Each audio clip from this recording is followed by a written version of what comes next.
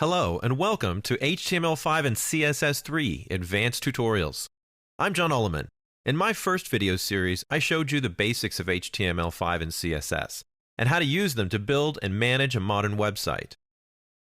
Together, we built this sample site, and along the way, learned how you can take advantage of the new tags and features of HTML5. In this series, I'll show you that new tags are not all there is to HTML5. It's really a whole family of technologies that let you go beyond text and images on the page and let you add media experiences, interactivity and animation, integrate data, and take your content to other platforms like smartphones and tablets.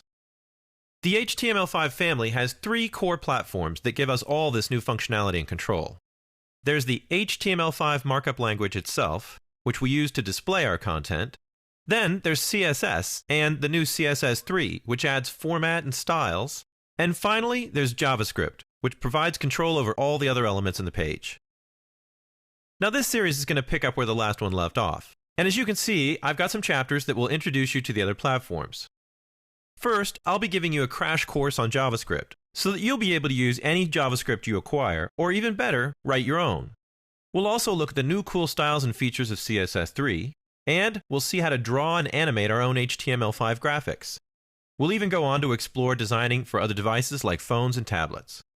Now, throughout this series, we'll still be using the San Francisco tour site as our example. And piece by piece, we'll transform the site with some practical examples of what you can do. You can build along with me using the site project folder, and anytime you want, you can open up this finished version for reference. In my tutorials, I like to focus on understanding the basic principles of each item.